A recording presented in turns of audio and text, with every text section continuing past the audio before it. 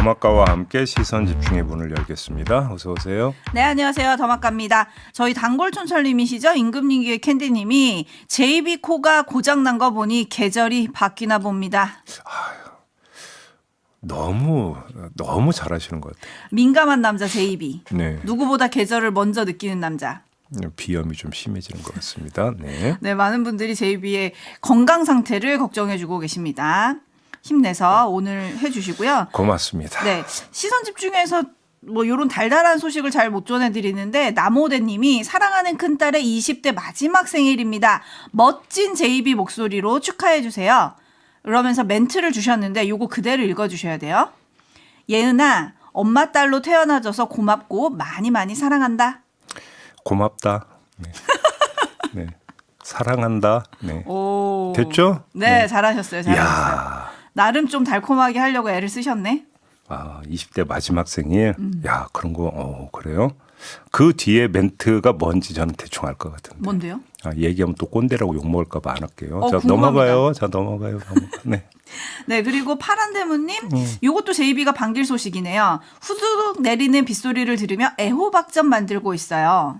애호박전 저도 가끔 해먹는데 맛있죠. 네. 네, 칠성날 먹으면 좋다고 해서요. 헤헤헤라고 보내주셨는데, 칠성날 애호박전을 만들어 먹으면 좋습니까? 그건 또 저도 처음 듣는 얘기. 저도 처음 듣는 얘기인데. 뭐 칠성날이 아니라 언제 먹어도 맛있죠. 뭐. 네, 알겠습니다. 해서해서님, 제이비 저 오늘 석사 논문 프로포절해요. 아침 9시 발표라 잠도 깨고 익숙함도 느낄 겸 오늘도 시선 집중하고 있습니다.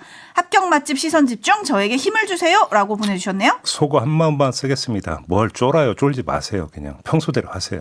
네. 네, 알겠습니다. 네. 오, 이렇게 인사를 나누다 보니 제이비의 목소리가 더 좋아진 것 같습니다. 뉴스 가볼까요? 오늘 주목할 첫 번째 뉴스 어떤 걸까요? 역시 어느 루틴이 돼버렸죠. 특검발 소식부터 전해드려야 되지 않겠습니까? 네. 자, 김건희 특검이 이배용 국가교육위원장의 주거지를 압수수색을 했습니다.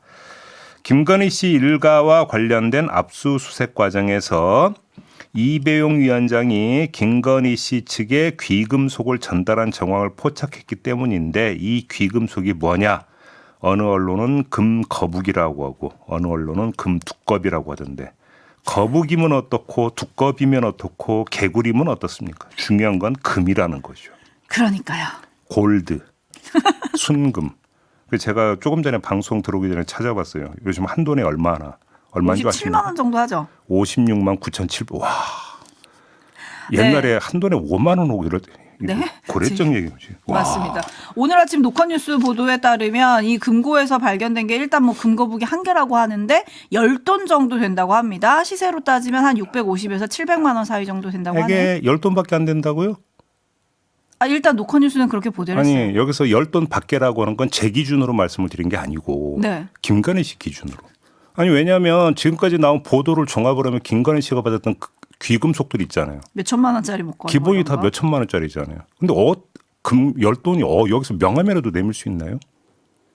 그러게요. 아니 10돈 맞아요? 녹화뉴스는 일단 그렇게 보도를 했어요. 아무튼 그래서 이 금거북이가 매관 매직의 지금 증거물 아니냐.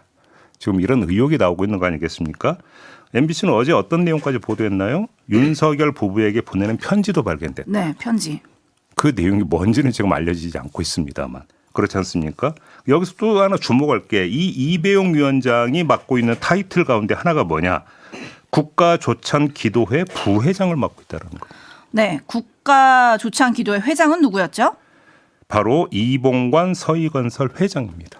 그 반클리프 목걸이를 포함한 나토 3종 세트를 제공을 했다고 하는 혹시 따라한 건가? 그래서 이게 궁금해지는 거 아니겠습니까?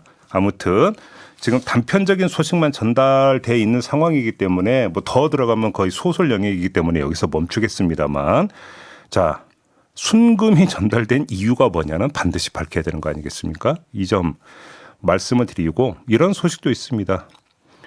김건희 씨가 어제도 불려가서 조사를 받았는데 주가 조작 의혹 관련 질문을 받고는 소원에만 봤는데 무슨 주가 조작이냐 오호. 라고 말을 했다가 금방 진술 거부권을 행사했다고 하는데요. 아니 이미 보도 나왔잖아요. 손실보전금 명목으로 4,700만 원에다가 2천만 원까지 추가로 수표를 받은 정황도 나왔다. 보도 나왔거든요. 그럼 이 돈은 뭡니까 도대체? 그리고 하나 더 있습니다.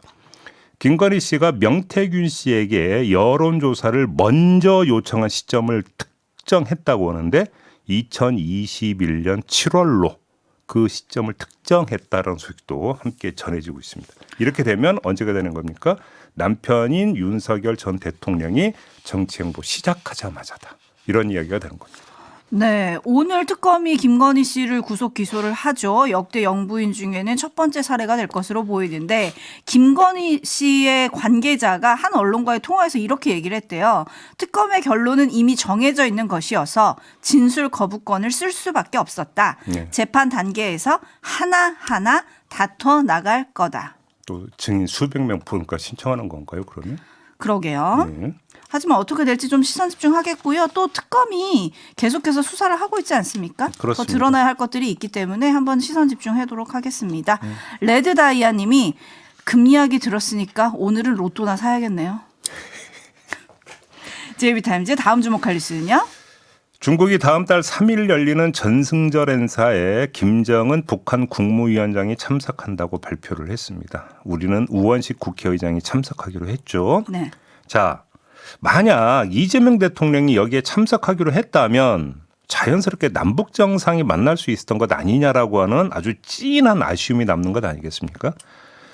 자, 그러자 강훈식 대통령 비서실장이 어제 기자 간담회를 열어서 입장을 밝혔는데 뭐라고 했냐면 우리 정부는 관계기관을 통해서 김정은 위원장이 참석하는 것을 인지하고 있었다. 알고 있었다. 오늘 발표한다는 것 보고도 아침에 받았다. 그러니까 오늘이 어제 시점으로 네. 얘기를 한 거죠. 그 보고도 아침에 받았다. 이렇게 이야기를 했습니다.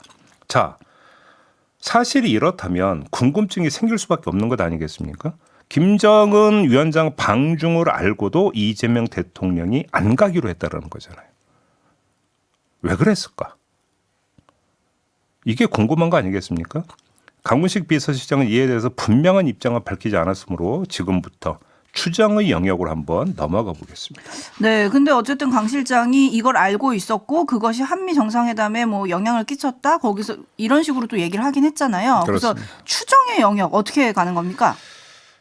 세 가지 점을 한번 고려했다고 볼 수 있을 것 같습니다. 첫째, 미국 요인을 고려했을 가능성이 있습니다. 이재명 대통령의 중국 전승절 행사 참석을 미국이 좋아라 할까?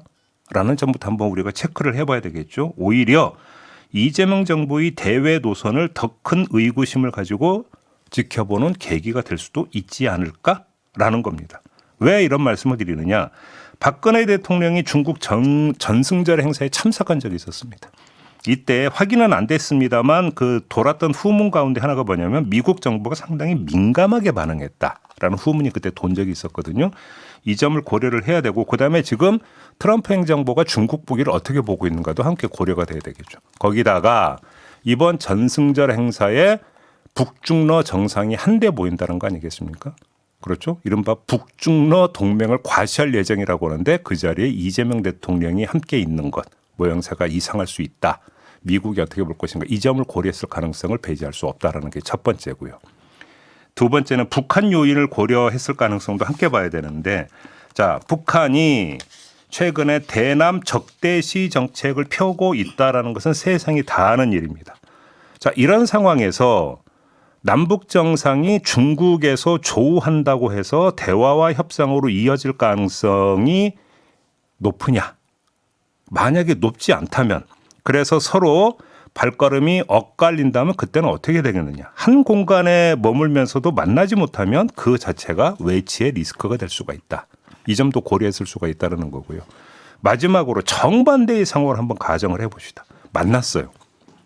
그래서 어떤 그 내밀하게 비공식적으로 내밀한 이야기를 한번 나눴다고 칩시다. 그러면 국내 극우 보수 세력이 어떻게 하겠습니까? 밀실야합을 했느니 퍼주기 약속을 했을 거라느니 온갖 억측과 억가가 쏟아지지 않겠습니까? 자, 김대중 대통령이 북한을 방문해서 이 평양 수란 그 비행장에서 이동을 할 때 김정일 위원장과 함께 차를 타고 이동한 적이 있었습니다. 자, 차 안에서 도대체 무슨 얘기를 나눴느냐? 이걸 두고 온갖 어떤 썰들이 다 난무한 적이 있었거든요. 그런 일이 재현되지 말라는 법이 없는 거 아니겠습니까? 그러니까 이걸 보거나 저걸 보거나 요걸 보거나 어려운 점들이 있었다. 이렇게 한번 볼 수가 있다는 겁니다. 그러면 또 어떻게 해야 됩니까? 그러니까 남북 정상대화는 정도에 따라서 다시 말해서 공개된 절차에 따라 밑에서부터 차근차근 조율하면서 성사시키는 게 탈도 나지 않고 생산성도 높일 수 있다라는 얘기가 되는데요. 자, 이렇게 정리하고 나면 한 가지 곱씹을 게 생깁니다. 어떤 거죠? 그게 뭐냐? 이재명 대통령은 트럼프 미국 대통령에게 당신은 피스메이커를 하라. 난 페이스메이커를 하겠다. 이렇게 이야기한 적이 있었습니다. 그런데 그러면 페이스를 어떻게 메이크할 수 있느냐? 여기에 물음표가 찍힌다. 이 말씀까지 드려야 될 것 같습니다. 네, 솔라님이 지금 가면 중국이 피스메이커가 되잖아요. 그래서 안 간 것 같습니다라고 하셨고, 마진가님은 혹시 북미 대화가 성사되는 걸까요? 라고 하셨는데, 생각해보니까 정상회담에서 트럼프 대통령이 이재명 대통령한테 중국 뭐 같이 가겠냐 그러면 기름값도 절약되지 않냐 뭐 이런 얘기 했었잖아요. 네. 뭔가 논의가 돼서 그런 얘기가 있었나 하는 생각이 뭐 그거는 들긴 하네요. 전승절 행사가 아니라 10월로 예정돼 있는 에이펙 정상회의. 중국 갈 때 얘기했죠. 그러니까 이제 어떤 그 북미 간의 대화의 네. 모멘텀. 이거는 여기서 지금 그 잡아야 되는 거 아니냐는 얘기가 좀 나오고 있는 거고요. 네. 아무튼 이 문제는 이 정도로 정리를 하고 그저께 이 트럼프 이 정상회담 전 SNS 내용과 관련해서 폴라 화이트 목사와 국내 개신교계와의 네트워크를 잠깐 짚은 바 있습니다. 이 자리에서 말씀드린 바가 있었는데 좀 더 자세한 내용을 뉴스 채굴꾼이 발굴해 왔다고 합니다.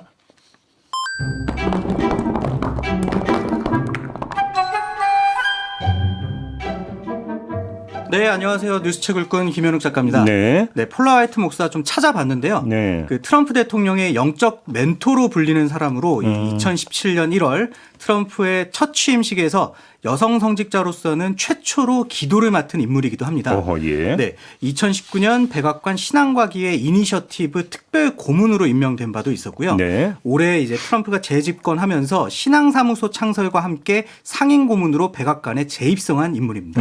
네, 지난해 트럼프가 암살미수 사건에서 살아남은 것은 하나님의 주권적 기적이다. 이렇게도 주장했더라고요. 가족 예배를 본다라는 소식을 제가 전했는데 그 정도의 수준이 아니라 아예 백악관에 들어갔군요. 그러면. 그럼요. 네. 종교적 색채는 어떻답니까? 네, 지난 2020년에 폴라 화이트는 자신이 천국의 보좌실에 가서 하나님의 얼굴을 봤다 이렇게 주장해가지고 논란이 인바가 있었고요. 지난 3월, 올해 3월입니다. 헌금을 요청하는 광고 영상을 통해서 $1,000 이상 헌금하는 사람에게는 초자연적인 7가지 축복을 약속하고 하나님께서 천사를 내려줄 거다 이렇게 또 주장해가지고 종교계는 물론 이 트럼프 지지자들 사이에서도 비판의 목소리가 나온 바가 있었어요. 그랬나요? 네. 참고로 이제 폴라 화이트는 미국 내에서는 신앙을 통해 물질적 번영과 건강을 얻는다는 이른바 이제 번영 신학 지지자로 굉장히 유명하더라고요. 관심사는 우리나라 종교인들과의 관계 아니겠습니까? 네. 어떻게 돼 있답니까? 좀 찾아보니까 여의도 순복음교회의 이영훈 담임 목사와는 10여 년째 만나는 각별한 사이 이렇게 좀 알려져 있더라고요. 네네. 이 지난해에도 한국에 왔는데 이영훈 목사와 이 트럼프 대통령의 아들이죠. 트럼프 주니어의 연결고리 역할을 한 것으로도 알려졌고요. 네. 근데 진짜 좀 눈길을 끄는 것은 이 통일교와도 사이가 좀 각별해 보인다는 점이었어요. 네. 지난 2020년과 2022년 이 통일교 행사에서 발언한 적이 있는데 그중에서 지난 2020년 행사 때의 발언 잠깐 듣고 오겠습니다. 우리 모두에게 특별한 의미를 가진 단어가 있습니다. 그건 바로 가정입니다. 참된 가정을 대표하시고 그 어느 누구보다 참된 가정의 의미를 잘 아시는 분이 계십니다. 한학자 참 어머님입니다. 초종교 화합을 이루기 위해 놀라운 헌신과 노력을 투입하시는 참 어머님을 바라보는 세계 시민들은 참 어머님을 평화의 어머니로 고백하고 있습니다. 한학자 총재를 두고 참 어머님 이렇게 부른 거예요? 네, 이쯤 되면 뭐 이영훈 목사보다 더 친해 보이는 느낌마저 드는데 네. 사실 통일교와의 인연은 이제 폴라 화이트 목사만은 아닙니다. 이 트럼프 대통령도 지난 2021년 9월 통일교가 비대면으로 주최한 행사에서 영상 연설을 하는 등 이 두 차례에 걸쳐 연설을 하고 통일교로부터 $200만 받은 일이 있었습니다. $200만? 네. 혹시 이 우리 정치 상황에 대해서도 발언한 적이 있습니까? 네, 찾아보니까 그 윤석열 전 대통령에 대한 헌재 탄핵 선고가 있기 3일 전 지난 4월 1일 여의도 순복음교회가 미국 뉴욕에서 주최한 한미동맹 강화 및 한반도 평화를 위한 기도회 주 예. 강연자로 나서가지고 예. 이야기한 내용이 있거든요. 예. 요건 이제 음성 대역으로 녹음을 했는데 잠깐 듣고 오시죠. 다가오는 금요일은 한국뿐 아니라 전 세계에 매우 중요한 날입니다. 우리 모두 상황을 면밀히 주시하고 있습니다. 반복되는 탄핵과 리더십 교체는 한국 민주주의의 결의를 시험했을 겁니다. 이러한 순간들은 국가를 뒤흔들 수 있습니다. 폴라 화이트 목사가 이렇게 이야기를 했다고요? 네네. 이 폴라 화이트 목사는 이 행사가 열리고 11일 뒤인 지난 4월 12일에는 이 여의도에 있는 한국 국회의원회관에서 열린 세계평화 국회의원 연합총회에서 예. 이 나경원 국민의힘 의원을 만났는데 예. 이 당시 이 상황을 나경원 의원이 페이스북을 통해 밝힌 바가 있거든요. 네. 이 자리에서 나경원 의원이 더불어민주당의 국정 마비용 정략 탄핵으로 단기간에 대통령 권한대행, 대행의 대행까지 헌정사 초유의 그 리더십 공백으로 정상 외교마저 멈춰섰던 국가적 위기 이렇게 얘기하자 네. 폴라 화이트 목사가 지금 한국의 특수 상황을 트럼프 대통령에게도 잘 전달하겠다 이렇게 답을 했다라고 전했습니다. 잘 전하겠다고 이야기를 했다. 네, 알겠습니다. 잘 들었습니다. 네 감사합니다. 네. 네, 여러분들이 뜨거운 의견들을 보내주고 계신데요. 3149님은 책사, 법사, 집사에 이어 드디어 목사까지 등장을 했네요. 근데 이게 우리나라만의 얘기는 아니고 미국과 또 연결이 된다는 그렇죠. 점에서 많이들 놀라고 계시고요. 맘다니 홀릭님은 자본의 힘으로 이룬 종교 대화합인가요? 라고 물어주셨는데 네. 폴라 화이트가 사실은 가장 가까운 시일 내에 한국을 방문한 게 이제 4월이었죠. 지금 나경원 의원 만났었다고 네. 얘기를 했잖아요.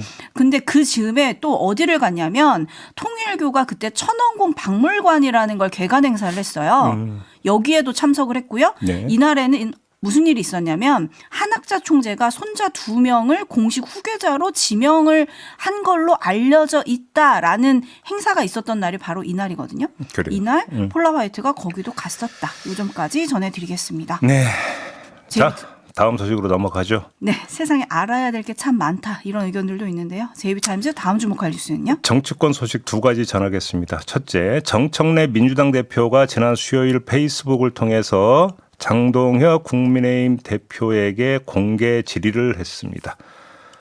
윤석열에 대한 탄핵도 잘못이고 헌재 파면도 잘못이고 비상계엄 내란은 잘된 것이라고 주장하는가라는 질문이었습니다. 이에 장동혁 대표는 어제 전당대회 거치면서 여러 가지로 피로가 쌓였는데 웃음을 주시고 피로를 풀어주신 데 대해 감사하게 생각한다 라고 밝힌 뒤에 이런 왜곡, 악의적인 프레임에 대해서는 당당히 맞서겠다 이렇게 말했습니다. 답하지 않겠다는 뜻이었습니다. 두 번째 소식입니다. 추미애 민주당 의원이 법사위원장을 맡게 되자 국민의힘이 맞불 카드를 꺼냈습니다. 법사위 야당 간사가 장동혁 의원이었는데 대표가 됐잖아요. 이에 따라서 그 자리에 나경원 의원을 배치하기로 한 것입니다. 나경원 의원은 추미애 법사위원장의 일방적인 폭주를 막아낼 수 있도록 국민 한 분이라도 더 설득하겠다 이렇게 소감을 밝혔다고 합니다. 네, 짚을점은요. 자, 우선 현상 진단부터 해보죠. 강대강 맞수의 맞불 정치. 이게 정점을 향해 치닫고 있다. 뭐 대충 이렇게 정리할 수 있을 것 같은데 이 현상을 두고 상투적으로 나오는 지적이 있을 겁니다. 이런 것들이겠죠. 정치가 극한 대립으로 치닫고 있다. 협치의 정신이 실종되고 있다. 이러면 여야 모두 공멸한다. 뭐 등등 이런 얘기들이 나올 것 같은데 하지만 이런 공자님 말씀은 안 하겠습니다. 중요한 건 당위가 아니라 현실이기 때문인데요. 네. 자, 현실 왜 이 말씀을 드리느냐. 거쳐야만 하는데 병행하기는 힘든 과제가 두 가지가 있습니다. 바로 3대 개혁 입법과 개헌인데 3대 개혁 입법은 좀 단순화해서 말하면 밀어붙이는 사안입니다. 반면 개헌은 합의해야 하는 사안입니다. 그래서 병행은 힘들 거라고 지금 말씀을 드리는 건데요. 그럼 현실적인 접근법이 뭐냐? 3대 개혁 입법을 빨리 마무리 짓고 여야 타협을 위한 태세 전환에 나서는 겁니다. 여기까지가 여당의 현실적 판단인데 그러면 야당의 현실적 판단은 뭐냐? 이렇게 하든 저렇게 하든 여당의 3대 개혁 입법 속도전을 막을 방법은 없다. 그러면 맞서봤자 판판이 깨진다. 따라서 현실적 고려는 승패가 아니라 어떤 패배냐 이게 되는 건데 지더라도 어떻게 지느냐가 중요하다. 지지층을 고려할 때 장렬히 싸우다 전사하는 게 나을 수 있다. 그렇게 놓고 본다면 선명성이 중요하다. 그래서 강성 인물을 배치한다. 이렇게 이해를 할 수가 있습니다. 그래야 그게 지지층한테 효과적이다. 이렇게 보는 건데요. 이게 야당의 현실적 판단일 거라는 겁니다. 여기서 지금 강대강이 연출이 되고 있다. 이렇게 보면 될 것 같습니다. 네, 이러다 어느 한쪽이 부러질 때까지 싸우는 거 아니냐라는 댓글이 들어와 있네요. 마무리하겠습니다. 더마카 수고하셨습니다. 고맙습니다.